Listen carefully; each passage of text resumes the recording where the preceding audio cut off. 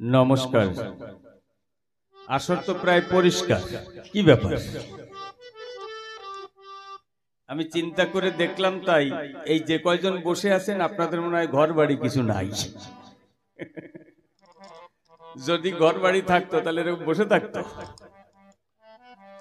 তবে হরি আচার্যের বক্তব্যের চোটে মানুষ গেছে রাগের চোটে উঠে বাড়ি হেঁটে, কিন্তু আপনাদের কয়জনের তাড়াতে পারে নাই।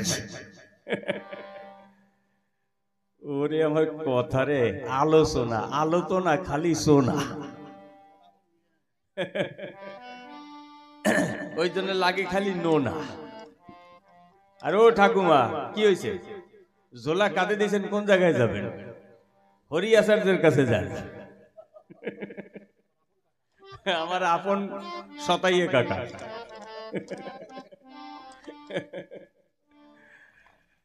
আমারে বলে আমার দাঁত নাই, তোমার শাশুড়ির এনে দাও। হ্যাঁ দেবো খানে। আমারও শাশুড়ির লাল পরে, ওই লালা মাখাইয়ে দেবে, সারা জীবন জ্বালাটের বাবা। চোখের কেতর যখন লাগাই দেবে, কোলাকুলি করতে দেয় টের বাবা সেই সময়। কি লোক!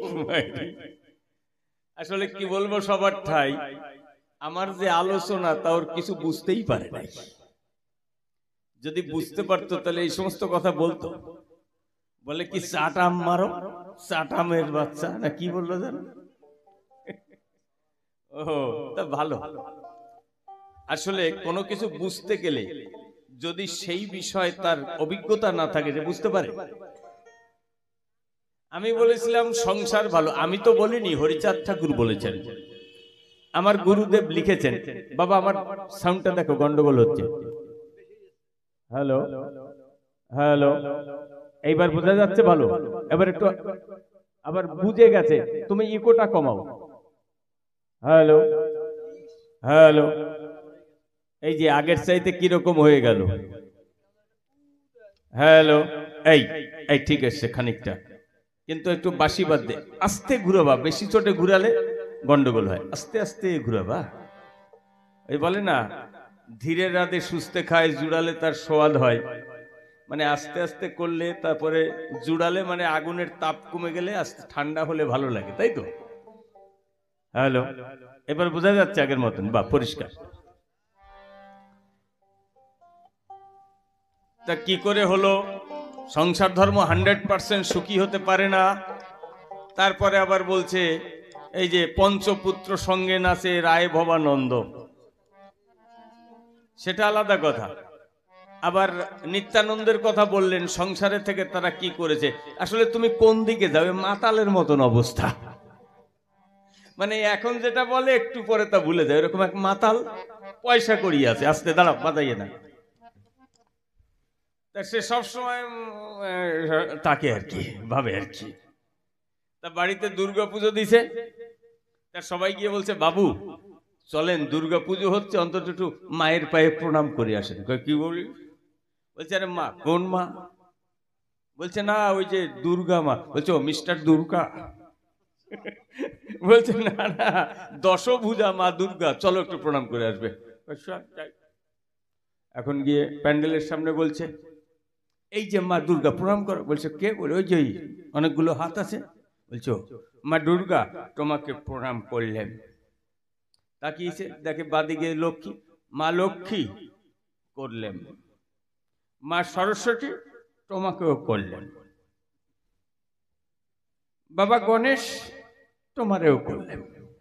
এখন মা চলে গেছেন, বাবা এসে, বাবা কার্তিক তোমারেও করলেন। এখন যে কার্তিক বলেছে, এখন ওই দেবতা ভুলে গেছে, এখন কয় বাবা অগ্রাণ তোমারেও করলেন, বাবা পৌষ তোমারেও করলেন, বাবা মাঘ তোমারেও করলেন। ঠিক আছে, ওর অবস্থাও হয়েছে তাই। আগে একটা গল্প বলতে গেছে, গল্প বলতে গিয়ে মনে পড়েছে ওরা কৃষ্ণরে খারাপ কওয়া হয়েছে, সেইখান দিয়ে ঢুকে গেছে, সেই গল্প বাদ দিয়ে যায়নি। এখন তবে আর বেশি কথা বলবো না বলে মনে পড়েছে, না সংসার বড় হয়ে গেছে, আবার তার মধ্যে ঢুকে গেছে, মাতালের চাইতে কম। ওরে জ্বালা! কথা যেটা করবা একটু বলো, ভালো করে বলো, গুছিয়ে বলো, তাহলে ভাল লাগে না? বলে হরিচাঁদ ঠাকুর 100% সুখী ছিলেন, তার ছেলে অবাধ্য ছিল। আচ্ছা জানো আসলে উমাচরণের জীবনী জানো কিছু? তা তো জানো না, কার কাছ থেকে মনে হয় শুনেছে তাই বলে চলে গেছে। উমাচরণ কোনো খারাপ ছিল না, কিন্তু তিনি তান্ত্রিকতার মধ্যে ঢুকে গিয়েছিলেন। ঠাকুর বলেছিলেন ওইটা পদ্মা, মন্ত্রতন্ত্র এ সমস্ত ঠিক নয়।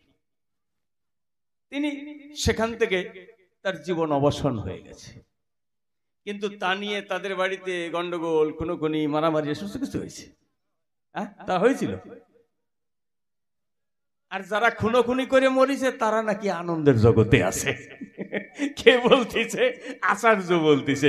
আচার্য, ওরে যা করার দরকার কার্য, ওর জন্য মুড়ো ঝাঁটা ধার্য। ওরে বাবা, না আমি বলতে ভাই, আমি না পারলে আমার শাশুড়ির দিয়ে মারাবো রে, যা হয় হয়ে যাক। ওরে বাবা, কয় নারী নিয়ে ব্রহ্মচারী হয়? তাহলে তোমার নিত্যানন্দ পূর্ণকুম্ভ হয়েছে 7টা-8টা সন্তান জন্ম দিয়ে, সে বেলায় ঠিক আছে না? মতুয়ার বাজারে বললে হবে না, মানে কোন ধরনের টেরা লোক আমি তো তাই বুঝি না। আসলে এই বাউন কায়েত গুলো না, বেজাত গুলো এই হয়, ওগুলো কোনদিন মানুষের মধ্যে পড়ে না। ওই আচার্য আসলে ওদের না থাক, ও দরকার নাই। এই আসলে নিশ্চয়ই গুরু প্রসাদের মানে প্রোডাকশন। মনে করুন ধারণা গুরু প্রসাদের সন্তান না হলে এইরকম বেতালের হয় না। আমি ভেবেছিলাম কিছু বলবো না, কিন্তু না বললেও তো হয় না। আপনারা বসেন যে কয়জন আছেন, তারপরে দেখেন আচার্যের গোষ্ঠীর শ্রাদ্ধ না দিয়ে আমি যাই নাকি। ওর গোষ্ঠীর শ্রাদ্ধ করব, তারপর ওর বাপের টানিয়ে এনে ওরে শুদ্ধ খাওয়াবো, তারপরে বাড়ি পাঠাবো। কার সাথে কথা বলতে এসছে ভাবছে তারক গোসাই আমার গুরুদেবের সাথে গান গাইতো, ভদ্র মানুষ, সাধু মানুষ, তারে বলে গেছে।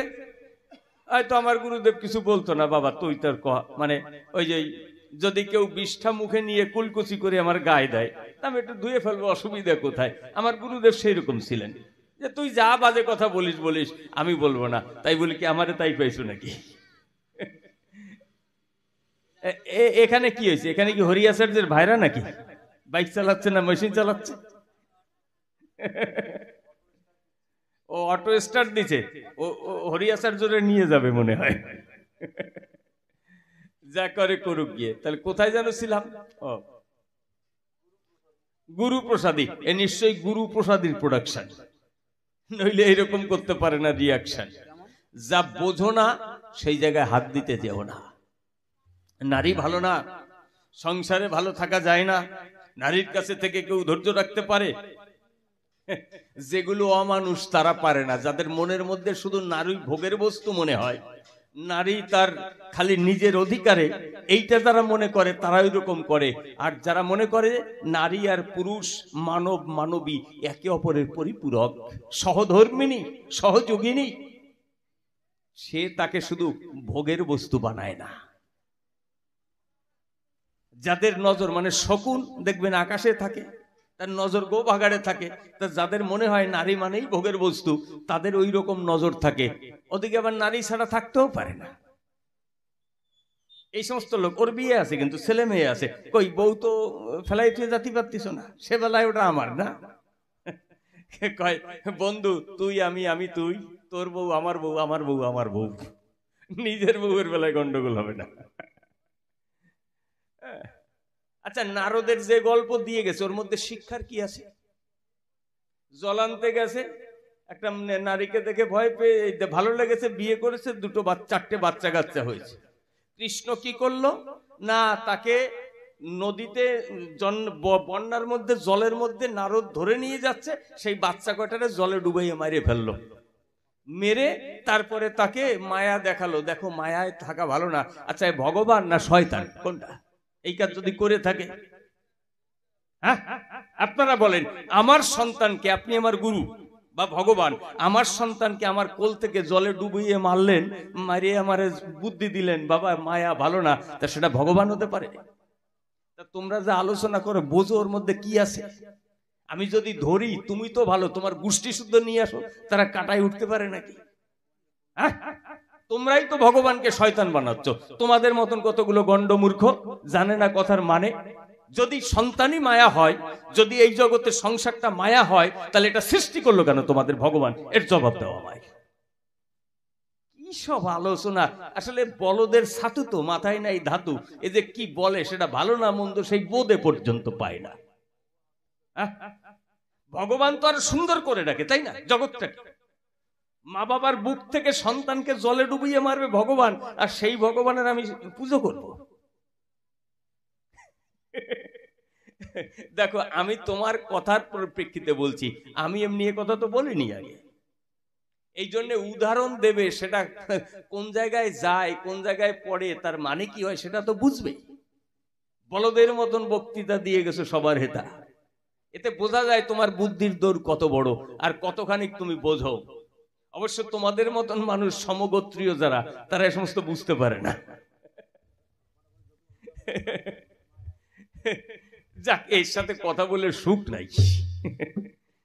মানে ওই সবাই ব্যবসা করে তো, একজনের ঘরে অভাব, তার স্বামীরে বলতেছে, হ্যাঁ গো, সংসারে অভাব, সংসার চলে না, খাইয়ে না খাইয়ে থাকি বাচ্চা কাচ্চা নিয়ে, একটা ব্যবসা ট্যাবসা করতে পারো না? আরে ব্যবসা করব কি করে, ব্যবসার জন্য তো পুঁজি লাগে, পুঁজি পাবো কোথায়? কয় না, ওই বাড়ির নৌকোর ব্যবসা করে। নৌকো বানাতে তো পয়সা কড়ির দরকার হয়। কেন? ওই যে আমাকে মাথার উপরে তিনখান তক্তা আছে, তাই তিনখান তক্তায় নৌকো হয় কেন? কয় ফাঁক করে নৌকো বানায় বেচতে পারো না? তিনখান তক্তা দিয়ে ফাঁক করে নৌকো বানায় বিক্রি করবে। ওই ফাঁক করে নৌকো বানালে তাই সেই নৌকো চলে নাকি? জলে। তারপরে যেটা কইছে কব, ওটা বলার দরকার নেই। আমি মেয়ে ছেলে মানুষ, অত বুঝি নাকি? ওর অবস্থা হচ্ছে তাই। ফাঁক করে নৌকো বানাবা, ও তুমি মুখে বানাতে পারো কিন্তু কাজে লাগবে না। তোমাদের অবস্থাও তাই। আচ্ছা, এদের যেভাবে কথা বলে, এদের লোকালয়ে থাকা চলে। এই যে লোকের বাড়ি গান গাও, তোমারে কোন সন্ন্যাসী নিয়ে গান দেয়? টাকা পয়সা কে দেয়? এই যে গেল, 3 বার গেল, ফল গেল, আলু গেল, মানে সবজি সব খাও, খাইয়ে বেঁচে থাকো, কোন জায়গায় পাও? তোমার কোন বাবা, কোন সংসার ছাড়িয়ে যারা ঘুরে বেড়াচ্ছে, কোন সন্ন্যাসী বাবা চাষ করে তোমাদের খাওয়ায়? হ্যাঁ, এই যে ভালো মতন জামা কাপড় গায়ে দাও, তোমার কোন সন্ন্যাসী বাবুরা তোমার এই জামা কাপড় বানিয়ে দিয়েছে, তাই গায়ে দিয়ে ঘুরে বেড়াচ্ছ বাবুর মতন? লজ্জা করে না? আসলে এদের লজ্জা শরমও নাই। যদি লজ্জা শরম থাকতো তাহলে কথা বলতো। যারা সমস্ত কর্তব্য পালন করে, যারা সবচাইতে মানুষকে নিজের চাইতে সেবা করে, তাদের এরা অপমান করে। শাস্ত্রের ভিতরে, বেশিরভাগ শাস্ত্রের ভিতরে সংসারীকে কি বলা হয় জানেন? সংসার মানে অসার। সংসারী যারা ধর্ম বোঝেন না তারা, এরা মায়াবাদী, এরা মায়াময় জম্বুদ্বীপে বাস করে, এদের আত্মচৈতন্য জ্ঞান হতে পারে না। যত রকমের অপমান করে, তবু এই সংসারী মানুষরা এত ভালো যে ওদের তবুও পূজা করে।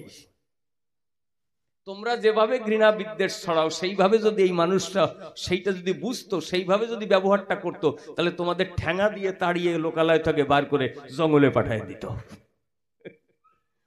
ওরে আমার সাধক রে! আচ্ছা, সাধক মানে কি? সে তো পবিত্র হবে। ভালো কথা, সাধুকতা তো ভালো কথা হবে, সবার প্রতি সমান হবে। তাহলে মানুষের প্রতি ঘৃণা বিদ্বেষ, এটা কোনো সাধুকতা হয়? এটা কোনোদিন ধর্ম হয়? ওরে আমার কপাল রে! আপনারা বোঝেন, ও তো বোঝে না। মানে ওই আর একটা মনে পড়ে গেছে, এক ভদ্রলোক কুমার বোঝেন তো, যারা ওই মাটি দিয়ে ওই চায়ের ভাড় এমনি হাড়ি পাতিল তৈরি করে, ওদের কুমার বলে। তা মাটি তো মাখাতে হয়, পাড়ায় পাড়ায় মাখাতে হয়। তো আরেকটু যারা বড়, তারা ওই গরু দিয়ে মাটি তৈরি করে। তো ওই ভদ্রলোকের একটা মাত্র গরু, তার শিং ভাঙা, গায়ে পশম নাই, চামড়া অর্ধেক উঠে গেছে, হাঁটতে পারে না ভালো করে। তা ওইটারে ভালো একটা ঘন্টা, দামি ঘন্টা গলায় ঝুলাইয়ে রাস্তার পাশে বেঁধে রেখেছে, ঘাস খাচ্ছে। আর ওই রাস্তা দিয়ে একজন স্কুলের হেডমাস্টার যাচ্ছে। এখন দেখে কি, একটা গরুটা দেখলেই তাকাতে ইচ্ছে করে না আর। এখন দেখে তার গলায় এরকম ঘন্টা বাঁধা, আবার শিঙে কিরকম একটু সুন্দর রুমাল টুমাল বাঁধা, একটু সাজানো গোছানো। এখন উনি চিন্তা করে যে এই গরুটারে কে সাজালো, সে লোকটা কোন জায়গায় বসবাস করে। একজনে জিজ্ঞেস করেছে, ভাই এই গরুটা কার? কয় ওই বাড়ির, ওই যে কাকা ভিতরে কাজ করতেছে ওনার। কৌতূহল হয়েছে, উনি গেছে। ইয়ে বলছে আচ্ছা ভাই এই গরুটা তোমার? কয় হ্যাঁ দাদা আমার। বলছে তা তোমার একটা গরু মানুষকে সাজায় যে ভালো হৃষ্ট পুষ্ট বলিষ্ঠ স্বাস্থ্যবান, যদি শিং ঠিং লম্বা টম্বা হয় তাহলে সেইটারে দেখবেন একটুখানি গলায় ঘন্টা বাঁধে, তারপরে রঙে এই মানে শিঙে রং ঠং দেয়, একটু বেশ দেখতে দেখতে সুন্দর হয়। তা তোমার গরুর যে অবস্থা কয়দিন বাঁচবে তার ঠিক নাই, তা তার গলায় একটা ঘন্টা বাঁধে রেখেছো, ব্যাপারটা কি জানতে চাই। কয় বাবু আপনি বুঝতে পারতেছেন না? না কয় না। কয় শোনেন আমি তো কুমার মানুষ, এই যে দেখেছেন এই ভাত ঠাট চায়ের ভাট হাড়ি পাতিল এই সমস্ত বানাই, আমার কোনো কাজের লোক নাই। তো ওই মাটি তৈরি করতে হয়, ওই গরুটারে ওই যে দেখেছেন মাটি দেওয়া আছে, ওইখানে ওটারে জুড়ে ওইটারে ঘুরাই, ওইটা দিয়ে মাটি তৈরি হয়। এইবার ওইটারে যে আমি তাড়াবো, তাড়াতে গেলে সময় যাবে, সে সময় আমার নাই, কর্মচারী নাই, ওরে ওইখানে এক বাড়ি দিয়ে আসিয়ে ঘুরতে থাকে আর আমি এখানে মাটি বানাই। এইবার ও যে ঘোরে না দাঁড়িয়ে আছে তা তো টের পাই না, ওই জন্য গলায় একটা ঘন্টা বেঁধে দিছি। ও যতক্ষণ হাঁটতে থাকে ঠন ঠন করে বাজে, দাঁড়ায় পড়লি তখন বুঝি যে এবার দাঁড়াইছে, আবার এসে পাশায় এক বাড়ি বাড়ি আবার ঘোরা শুরু করে, আমি যে কাজ করি। তো ভালো পদ্ধতি, কিন্তু জানো ওই গরু যদি না হাঁটিয়ে এক জায়গায় দাঁড়াইয়ে যদি এরকম ঘাড় এইরকম এইরকম করে তাহলে তো ওই ঘন্টায় শব্দ হয়, ঘাট তো নড়ে। কয় বাবু আপনি বুদ্ধিমান শিক্ষিত মানুষ, আপনি বোঝেন, আমি বুদ্ধিমান মানুষ, আমি বুঝি। ও গরুতে কি তাই বোঝে যে না ঘাড় ঘুরালিও শব্দ হয়? তা আপনারা বুঝতেছেন বুদ্ধিমান মানুষ, আর আমি বুঝতেছি আমি বুদ্ধিমান মানুষ। ও গরু কি তাই বোঝে যে কি আলোচনা হয়েছে এই জায়গায়, সে তত্ত্ব কি খোঁজে? ও তা বুঝবে না। যাক, কয় আমার কি মুতের খুঁড়ি ভেঙে ফেলালো, ওরে কপাল রে, শোধ গেছে তো তা। যাক, এইবার গান গাই, গানের মধ্যে দিয়ে আরো কথা বলতে চাই, বসে থাকেন সবাই। আর তেমন তো কোনো প্রশ্নও করতে পারে না, পেরেছে, খালি কয়টা ক্যান ক্যান ক্যান ক্যান করে চলে গেছে। একটা যে জোর করে শক্তপোক্ত ভাবে বলবে না এটা হতেই পারে না, এইটা কি ভালো করে বলো, কিছু বলেছে না, খালি ক্যান ক্যান ক্যান ক্যান করে চলে গেছে। ওই ক্যান ক্যান করে সারা জীবন কাটিয়েও যাবে, সমাধান হবে না।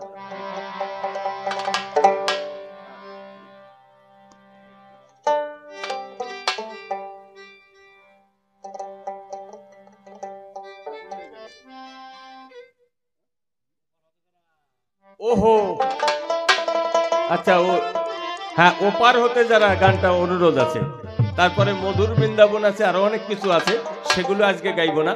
আজকে ওপার হতে অনাদি দাদুর শেষ গান জীবনের, ওই গানটা অনুরোধ করেছেন, ওই গানটা গাই। অনেক গান অনুরোধ আছে। হ্যাঁ,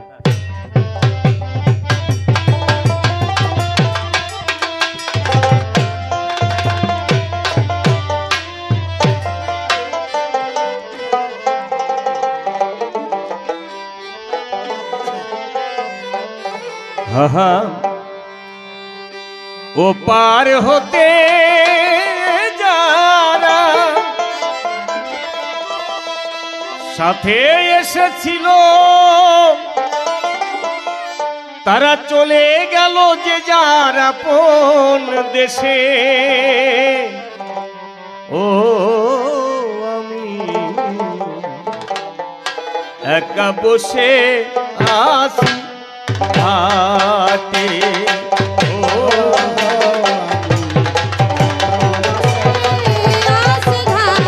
হ্যালো মুখে মুখে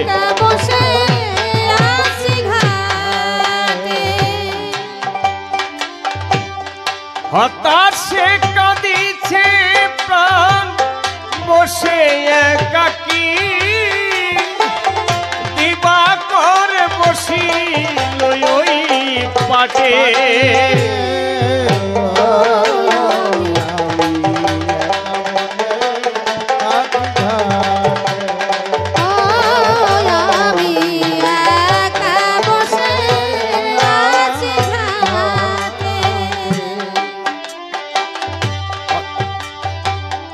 অচেনা পথিক পথ পাই না খুঁজে,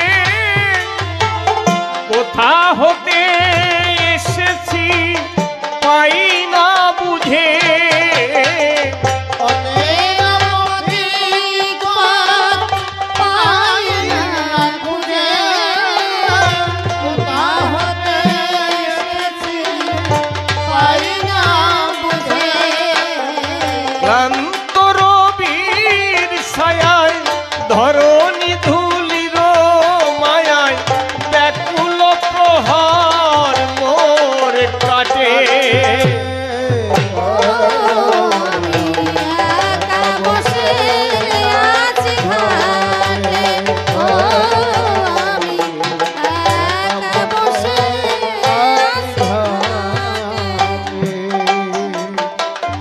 আশার দোলনায় কত দোল খেয়েছি, হাসির মঞ্চে কত গান গেয়েছি, আশার দোলনায় কত দোল খেয়েছি, হাসির মঞ্চে কত গান গেয়েছি, যাদের নিয়ে আমি খেলেছি খেলা, মিলাইছি কত সুখের মেলা,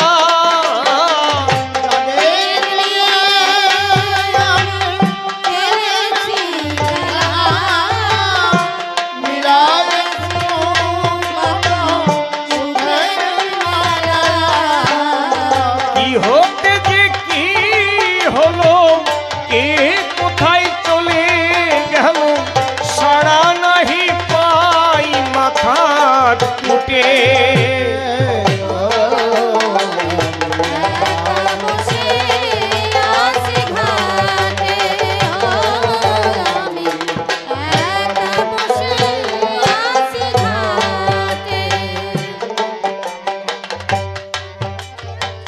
হরিয়াচার্য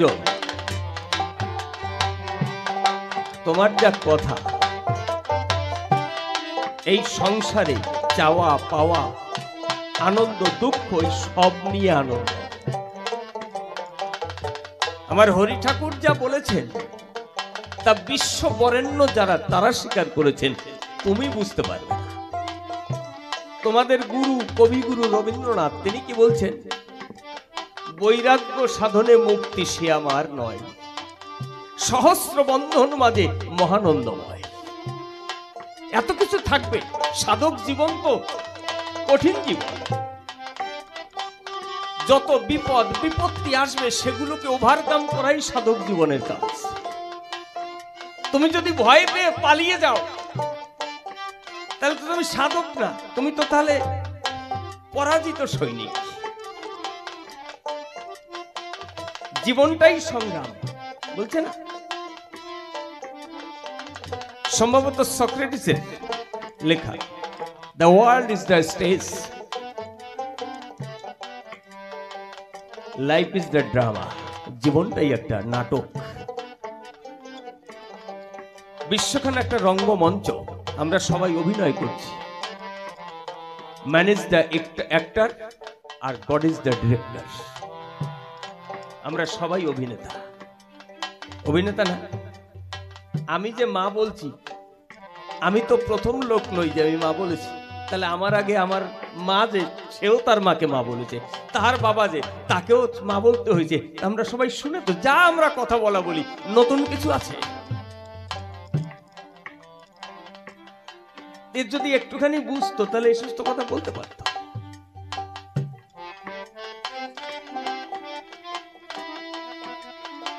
তাহলে একজন লিখেছেন, যদি শিক্ষার আলো পেয়ে হৃদয় না হয় আলোকময়, এমএ পাস করিয়ে বলো লাভ কি তাতে হয়। শিক্ষা মানে মানুষের জীবন আলোকিত করে, আর যে শিক্ষায় মানুষকে ছোট করে দেয়, মানুষকে দূরে সরিয়ে দেয়, অপরকে ঘৃণা শেখায়, এই জগৎ কিছু নাই, এগুলো শিক্ষা না, কুশিক্ষা। বলো তো আমায়।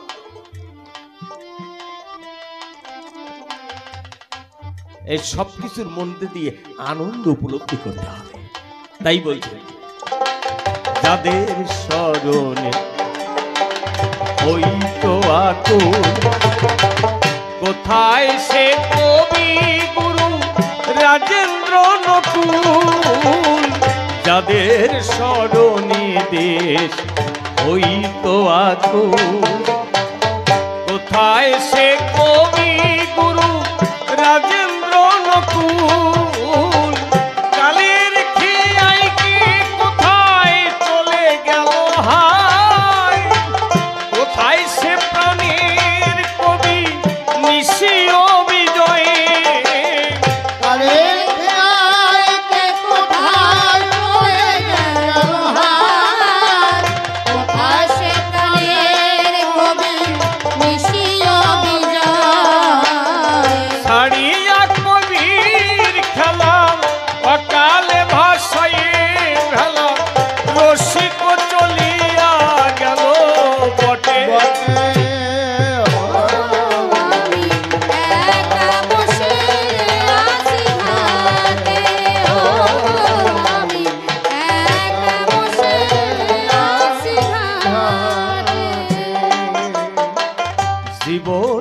খাতার পাতায় কি যে লিখি চাই, কিছু তার মুছে গেছে কিছু মনে নাই, জীবন খাতার পাতায় কি যে লিখি চাই, কিছু তার মুছে গেছে কিছু মনে নাই, উলটিয়া খাতার পাতা সবই দেখি ভুল, আমি যেন কার হাতের খেলার পুতুল।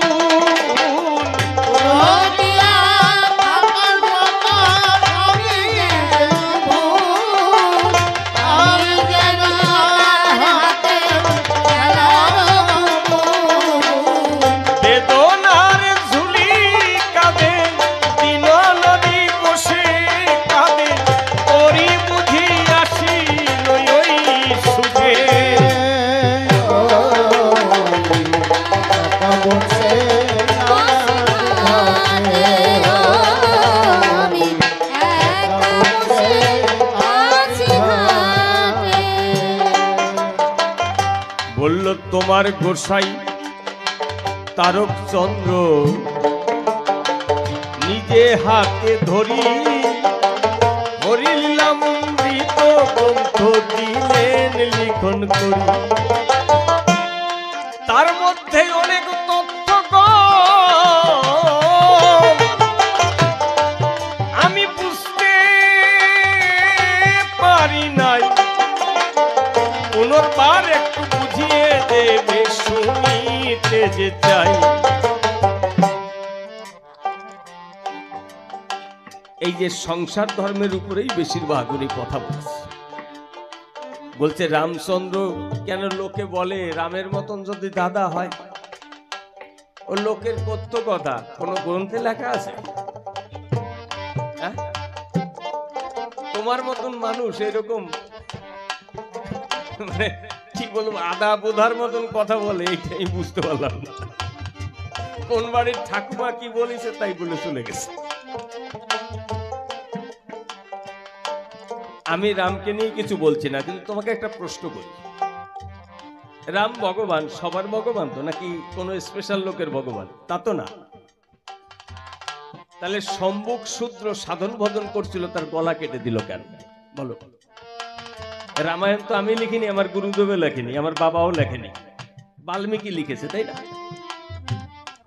তাহলে সম্মুখ শূদ্র শূদ্র বলে ভগবান গিয়ে তার গলা কেটে দিল কেমন করে? এইটা একটু জবাব দিও আমারে। আচ্ছা, একালব্য শূদ্র, তাকে দ্রোণাচার্য বাণ শিক্ষা দিল না, অথচ গুরুর যখন পরিচয় ঘটলো যে আপনি আমার গুরু, তার গুরু দক্ষিণা হিসেবে আঙুল কেটে নিল। কই কৃষ্ণ সেখানে কোনো জায়গায় প্রতিবাদ করেছিল? আছে মহাভারত কোন গ্রন্থের ভিতরে? নাই। কেন? তার ভগ্নিপতি অর্জুনরে বড় বীর বানাবে। তো একালব্য এমন বীরত্ব অর্জন করেছে যে অর্জুন তার ধারে কাছে টেকে না, তার জন্য আঙুল কেটে নিল। আঙুল কেটেছে না গলা কেটেছে আপনি আমি জানি। এই যে বর্ণ বৈষম্য, যারা এখনো বর্ণ বৈষম্য সৃষ্টি করে মানুষের মধ্যে ভেদাভেদ তৈরি করে, তারা সবার কাজ মঙ্গল করেছে মানা যায়? হ্যাঁ। আর চৈতন্য মহাপ্রভু নাকি মায়াবাদী সন্ন্যাসীদের প্রেম ভক্তি দেওয়ার জন্য সন্ন্যাস নিয়েছে। ভালো, তা তাই বলে কি মায়াবাদী সন্ন্যাসীরা সন্ন্যাস সব ছেড়ে দিয়েছে? ভারতবর্ষে সন্ন্যাসী নাই এখন?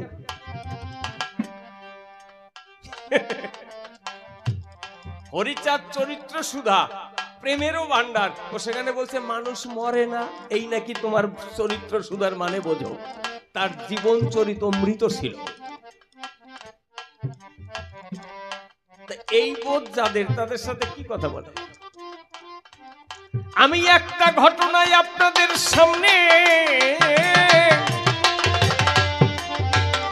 বলে যেতে চাই, সেই ঘটনা শুনলে আপনারা বুঝবেন যে সবাই কি। গণেশ পাগলের নাম শুনেছেন আপনারা? যে গণেশ পাগল গায়ের বস্ত্রটুকু ত্যাগ করেছিলেন যে এর ভারও আমি বহন করতে পারছি না। তিনি কি বলতেন? কালিতে দুলিতে ফুলিতে ঠিক, ও বিন্দুতে ঠিক, বিন্দুতে ঠিক, ঠিক কালিতে দুলিতে বিন্দুতে ঠিক, ফুলিতে ফুলিতে, কালিতে ফুলিতে বিন্দুতে ঠিক। যদি রাস্তা দিয়ে হেঁটে যেত, কারোর সাথে দেখা হতো, এই দাঁড়ায় বলো কালিতে ফুলিতে বিন্দুতে ঠিক, যদি না বলতো তারা যেতে দিত না, বল আগে, যেই বলতো যাও। এই গণেশ পাগল, গণেশ পাগল মনোহর সরকারের বাড়িতে থাকতেন। কেন? মনোহর সরকার আমার ভাই, কবিগান যে গায়, নৌকা বেয়ে নদী দিয়ে একবার সেই জন যায়। তা মনোহর সরকারের গান শুনিয়া গো পাগল তাকে বাইনা দিয়েছিল, গান গাইতে মনোহর সরকার দলবল নিয়ে গেল। গণেশ পাগলের আশ্রমে গান, উনি যেখানে থাকে সেইটাই তো আশ্রম। নাম কি? পারকোনা আশ্রম। পারকোনা বোধহয় ফরিদপুরের মধ্যে, কোটালীপাড়া পারকোনা, গোপালগঞ্জে। এখন গানে গেছে গণেশ পাগলের বাড়িতে গান, সারা দুনিয়ার লোক এসছে। তা গণেশ পাগল কইছে কত দেবা? কয় ভক্তরা যা দেবো তাই দেব, দেবে দা তাই দেব। তা ভক্তরা গান শুনে চলে গেছে, 2 দিন 1 পয়সাও দেয়নি। এখন সরকারদের তো টাকা দেওয়া লাগে। তা মনোহর সরকার বলছে কই পাগল কিছু দেবা না? কয় ভক্তরা তো কেউ কিছু দেয়নি, তোরে কি দেব? তুই অন্য যা চাবি তাই তোরে দেব। তা মনোহর সরকারও তো সেই জগতের মানুষ, কয় এই যখন সুযোগ পাইছি তা পাগল রে এই চোটে বাঁধে নেব। কয় আমি যা চাবো দেবা তো? কয় হ্যাঁ। কয় তুমি আজকের থেকে আমার বাড়িতে থাকবা, এই জায়গায় থাকতে পারবা না। যা কথা সেই কাজ। গণেশ পাগল পারকোনা দিয়ে চলে গেছে, মনোহর সরকারের বাড়িতে থাকে। মনোহর সরকার একবার কবি গান গাইতে ঢাকা শহরে করেছে গমন, সেখান থেকে বাড়ি রওনা দিয়েছিলেন যখন, পদ্মা নদীর মাঝখানে যখন এলো ভীষণ ঝড় তুফান যে হয়, নৌকা প্রায় ডোবে ডোবে মাঝ দরিয়ায়, নৌকা প্রায় ডুবছে। সেই অবস্থায় গণেশ পাগল বাড়িতে মনোহর সরকারের বউকে বলে, এ মাগি তাড়াতাড়ি একটা ধামা দে। পাগল মানুষ তো গালাগালি ঠালি দিত, বুঝতে পারেনি, আরো 3-4টে দিয়েছে, তা বলা যাবে না। যেই ধামা দিয়েছে ওই উঠোনে বসে জল সেচা শুরু করেছে। মনোহর সরকারের উঠোনে বসে জল সেচতেছে। খানিকক্ষণ সেচে ঘামে ঢেমে গেছে, ধামা ফেলাই দিয়ে কয় যা শালা বাঁচে গেলি, নয় ডুবে মরেই যাতি। সেইখানে বসে জল সেচে দিলাম। কোথায় বসে? মনোহর সরকারের বাড়ির উঠোনে বসে জল সেচতেছে, শুকনো জায়গায় ধামা দিয়ে খালি সেচার মতন। তারপরে 2টো গালাগালি দিছে, দিয়ে ওই সমস্ত পড়ে রয়েছে। মনোহর সরকার বাড়িতে এসছে, এখন ওর বউ জিজ্ঞেস করছে কি ব্যাপার, তোমাদের কি কিছু হয়েছিল ঠেছিল? কয় কালকে আমরা খুব বাঁচাবাঁচি গেছি।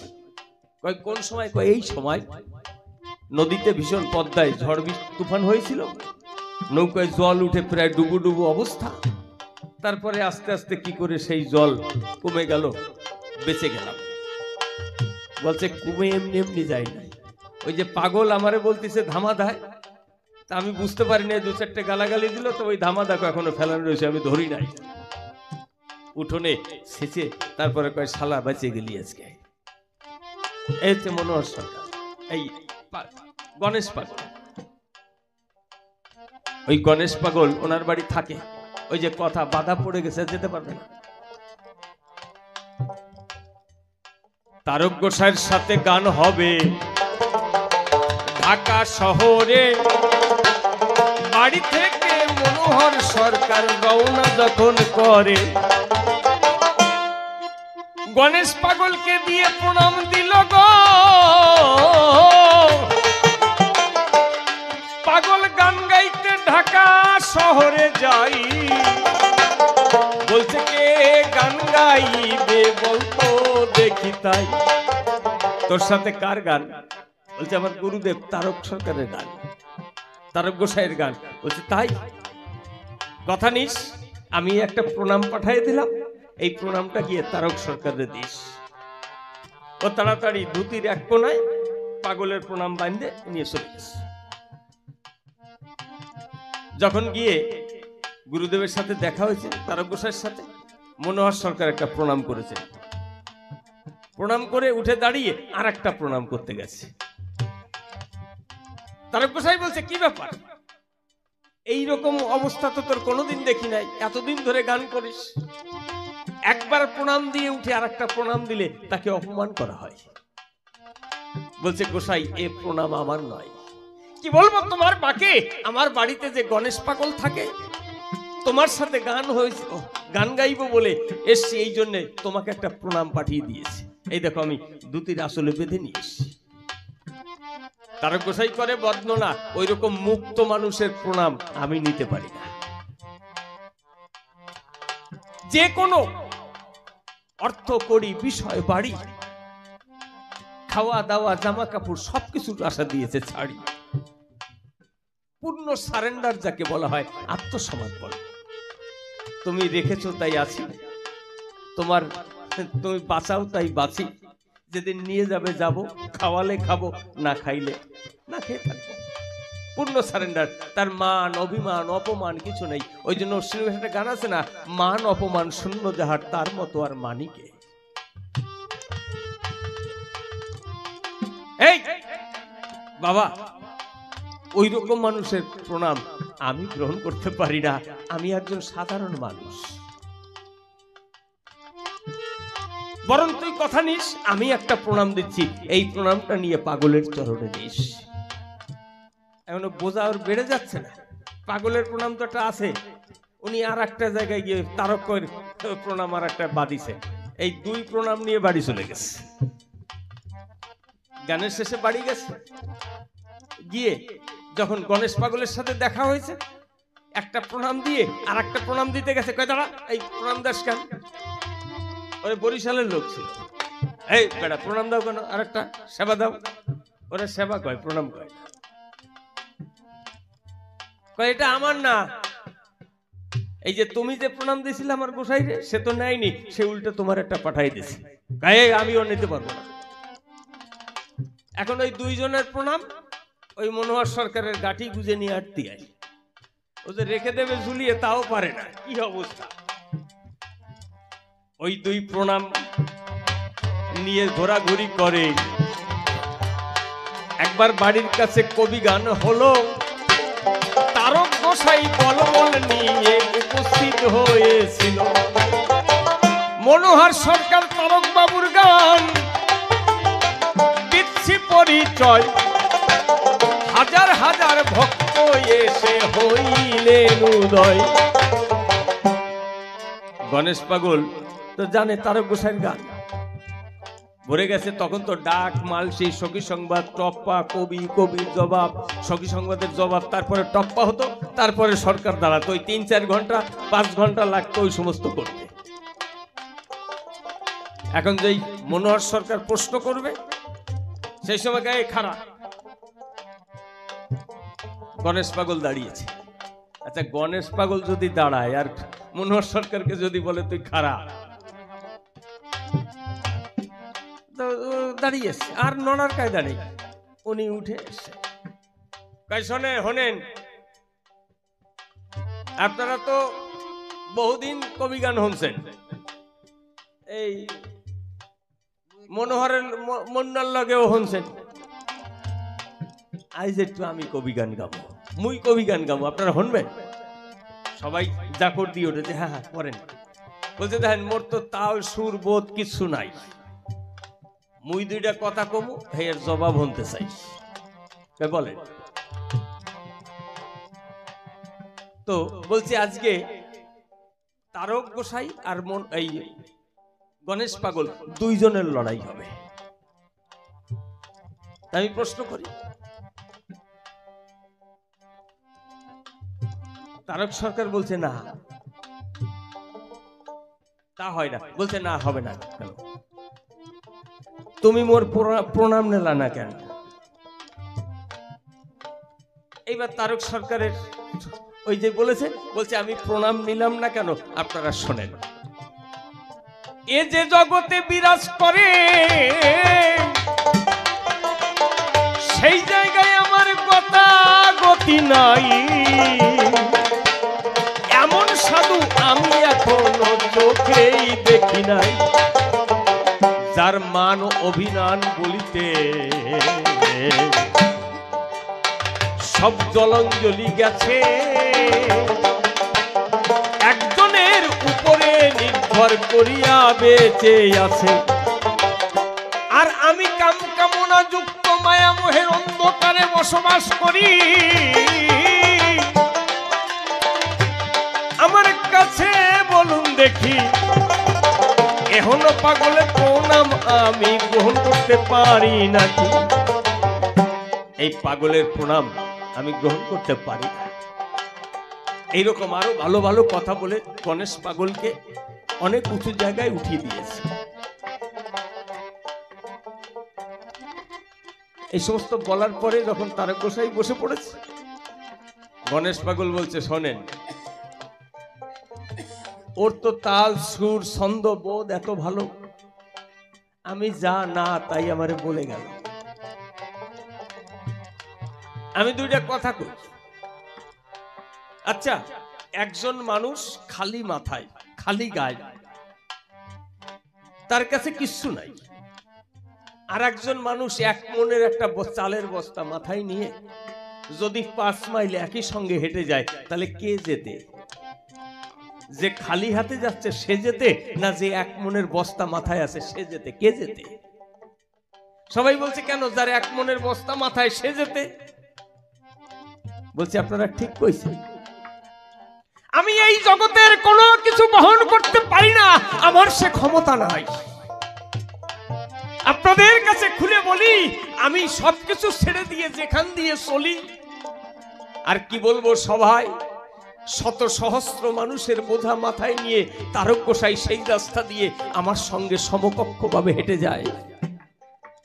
তাহলে যে সবার বোঝা মাথায় নিয়ে এই সংসারের বোঝা তাদের কিভাবে সঠিক পথে চলতে হবে ঠাকুরের নির্দেশ পালন করে শিক্ষা দিয়ে সবার বোঝা মাথায় নিয়ে চলছে, আর আমার সঙ্গে একই জায়গায় গিয়ে পৌঁছাচ্ছে, তাহলে কে বড়?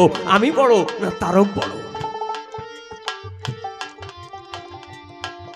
সবাই বলছে তাহলে তো তারক গোসাই বড়।